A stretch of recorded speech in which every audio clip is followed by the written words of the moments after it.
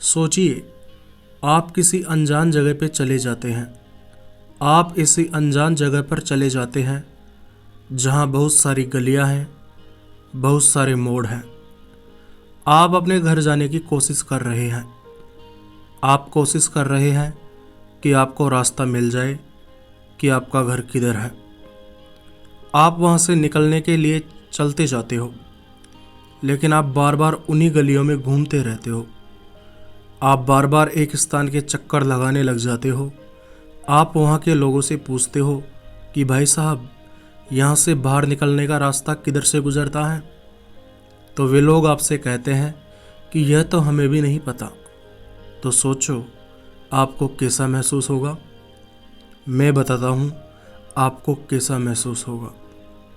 आपको ठीक वैसा ही महसूस होगा जैसा कि एक मिडिल क्लास आदमी को महसूस होता है, जहाँ उसे लगता है कि इससे निकलना नामुमकिन है। मिडिल क्लास भी एक ऐसे ही भूल भुलैया की तरह है। जब भी मिडिल क्लास व्यक्ति अमीर बनने की तरफ कदम बढ़ाता है तो मिडिल क्लास की मानसिकता उसे फिर से वापस मिडिल क्लास बना देती है। मिडिल क्लास मानसिकता को समझने के लिए हम एक व्यक्ति जिसका नाम है राजू का उदाहरण लेते हैं। राजू का जन्म मिडिल क्लास फैमिली में हुआ।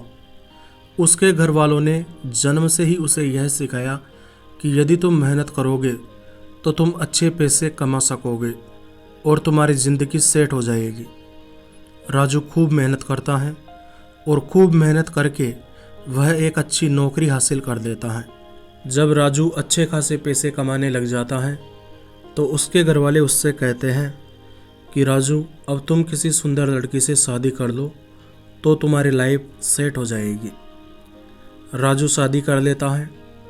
अब उसे कहा जाता है कि जब तुम्हारे बच्चे हो जाएंगे, तुम एक अच्छा मकान ले लोगे, एक अच्छी कार ले लोगे, तो तुम्हारी समाज में इज्जत हो जाएगी।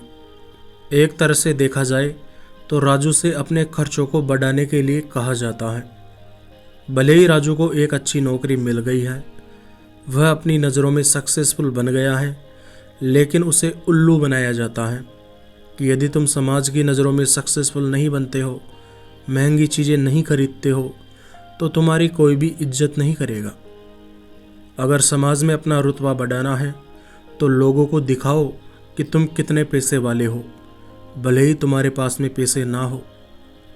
अब राजू दिखावा करने के लिए, समाज को यह बताने के लिए कि वह किसी से कम नहीं है, अपने खर्चे बढ़ाना शुरू कर देता है। वह लोन लेता है और एक कार खरीद लेता है, जबकि उसे कार खरीदने की कोई आवश्यकता नहीं है। ना ही उसके पास में इतने पैसे हैं कि वह कार खरीद सके, लेकिन फिर भी वह दिखावा करने के लिए लोन ले लेता है और कार खरीद लेता है। लोन लेकर मकान बना लेता है, इत्यादि सब चीज़ें दिखावे के लिए खरीद लेता है। अब राजू एक कर्जदार व्यक्ति बन जाता है, जिसकी वजह से वह हमेशा इस डर में रहता है कि वह अपना कर्ज कैसे चुकाएगा। अब उसे इस बात का डर भी सताता है कि अगर उसकी नौकरी चली गई तो, उसके बॉस ने उसे नौकरी से निकाल दिया तो वह अपना खर्चा कैसे चलाएगा। और जैसे ही कंपनी वालों को इस बात का पता चलता है कि राजू नौकरी से निकाल देने के डर से ग्रसित है, राजू डरता है कि उसे नौकरी से ना निकाल दिया जाए, तो कंपनी वाले उसका फ़ायदा उठाने के लिए उससे ज़्यादा से ज़्यादा काम करवाते हैं। कंपनी का बॉस उसे नौकरी से निकालने की धमकी देकर ज़्यादा से ज़्यादा काम करवाता है। राजू इन सब चीज़ों में फंसकर बहुत ज़्यादा दुखी हो गया। इन सब चक्करों में राजू भूल जाता है कि उसके अपने सपने क्या थे, उसे क्या करना था, उसकी ज़िंदगी का मूल उद्देश्य क्या था। वह इस जाल से बाहर निकलना चाहता है, लेकिन उसे कोई रास्ता नहीं दिखाई देता है। राजू डर और तनाव में रहने लगता है और इसकी वजह से वह समय से पहले बूढ़ा हो जाता है और उसे कई बीमारियां हो जाती हैं। राजू इन सब घटनाओं के लिए अपने आप को दोष देने लगता है और अपनी ज़िंदगी से परेशान हो जाता है। मैंने एक चीज़ का निरीक्षण किया और मुझे इस बात का पता चला कि असल में जो अमीर होता है वह खुद को अमीर दिखाने का प्रयास नहीं करता है। वह जानता है कि वह अमीर है, दिखाने से क्या होगा, लेकिन जो व्यक्ति अमीर नहीं होते हैं, गरीब होते हैं या मिडिल क्लास होते हैं, वे खुद को अमीर दिखाने की कोशिश करते हैं, भले ही इसकी वजह से वे कर्ज में डूब जाए, लेकिन फालतू दिखावा करने के चक्कर में बहुत खर्चा करते हैं, क्योंकि उनके दिमाग में एक बात बैठ चुकी है कि उन्हें इज्जत तभी मिलेगी जब वे अपने आप को श्रेष्ठ दिखाएंगे। वे सोचते हैं कि मैं कुछ चीज़ें खरीद लूँगा तो इसकी वजह से समाज में मेरी इज्जत हो जाएगी, समाज मेरी इज्जत करने लगेगा। मैं एक कार खरीद लूँ, मैं एक बढ़िया मकान खरीद लूँ, अच्छी सुंदर लड़की से शादी कर लूँ तो समाज में मेरा भी कुछ रुतबा बनेगा, और रुतबा बनेगा तो लोग मेरी भी इज्जत करने लगेंगे। अच्छे मकान बनाने और कार खरीदने का सपना गलत नहीं है, लेकिन किसी व्यक्ति की जेब में मोटरसाइकिल खरीदने के पैसे नहीं हैं और वह कार खरीदने की कोशिश करता है, वो भी कर्ज लेकर, तो ऐसा करना ठीक नहीं है, ऐसा करना बेवकूफ़ी है। ऐसा नहीं है कि एक मिडिल क्लास व्यक्ति ज़्यादा पैसे कमाने की कोशिश करता है क्योंकि वो लालची होता है। हाँ, कुछ लोग होते हैं जो लालच की वजह से पैसे कमाते हैं, लेकिन अधिकतर मिडिल क्लास व्यक्ति ज़्यादा से ज़्यादा पैसा कमाना चाहते हैं ताकि वे ज़्यादा से ज़्यादा महंगी चीज़ें खरीद सके। दिखावा करने के लिए, अपने आसपास के एरिया में बड़ा बनने के लिए वो बहुत सारा पैसा बर्बाद कर देते हैं, और इन चीज़ों को खरीदने के पीछे उनकी एक प्रेरणा होती है, और वह प्रेरणा होती है समाज में उनकी इज्जत। वे सोचते हैं कि यदि उनके पास में आवश्यक दिखावा करने वाली चीज़ें नहीं होंगी तो समाज में उनकी कोई भी इज्जत नहीं करेगा और वे अकेले रह जाएंगे, और इस अकेलेपन का डर उन्हें सताता है, और अकेलेपन का डर उन्हें कर्ज में डुबो देता है। एक मिडिल क्लास व्यक्ति अपनी इज्जत बढ़ाने के लिए, समाज में अपना रुतबा बढ़ाने के लिए कर्ज लेकर महंगी चीज़ें तो खरीद लेता है, लेकिन अधिकतर लोग ऐसे होते हैं जो खुद की प्रोग्रेस के लिए रिस्क लेने से डरते हैं। फालतू दिखावे में पैसा चला जाए, इस बात का उन्हें कोई गम नहीं होता, लेकिन उनसे कोई धंधा खोलने के लिए कहा जाए, थोड़ी रिस्क लेने के लिए कहा जाए, तो वे ऐसा नहीं करते हैं। वे डरते हैं कि हमारा पैसा कहीं डूब ना जाए। छोटी से छोटी रिस्क लेने में भी वे घबराते हैं। वे अपने जीवन में आराम और स्थिरता चाहते हैं।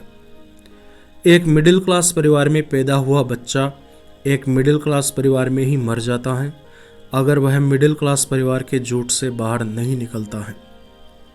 उन झूठों से बाहर नहीं निकलता है जो मिडिल क्लास फैमिली में प्रचलित रहते हैं।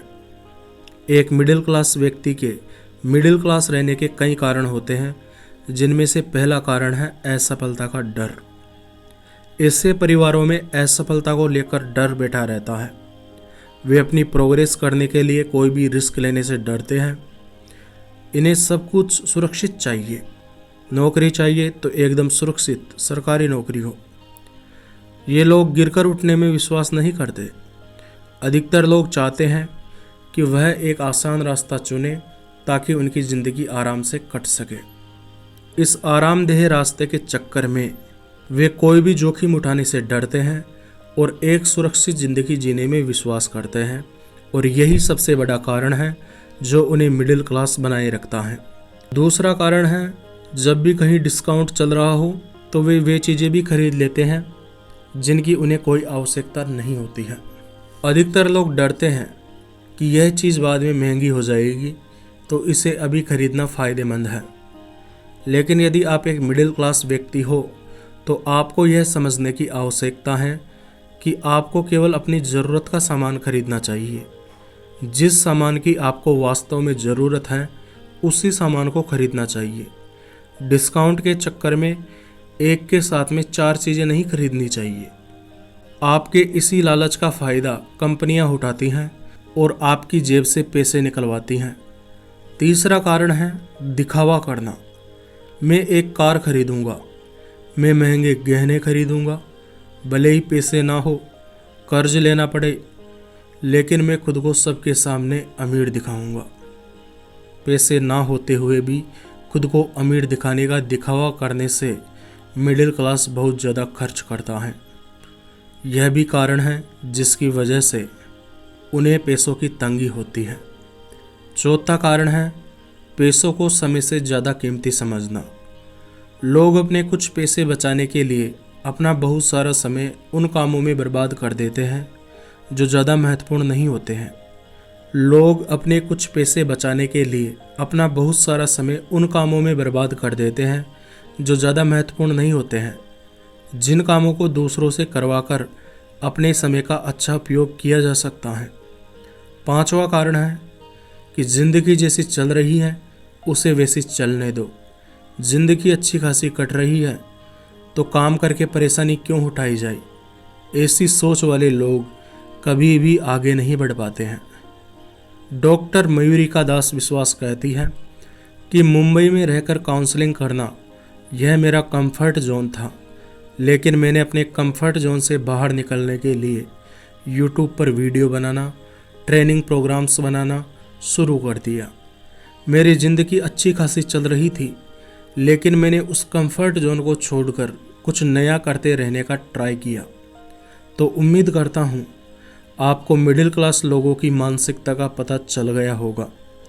कोई भी व्यक्ति जो मिडिल क्लास से बाहर होना चाहता है उसे अपनी मिडिल क्लास की मानसिकता को ख़त्म करना होगा और जैसा भी वह बनना चाहता है वैसी मानसिकता को अपनाना होगा। मुझे इतना ध्यान लगाकर सुनने के लिए आप सबका दिल से धन्यवाद।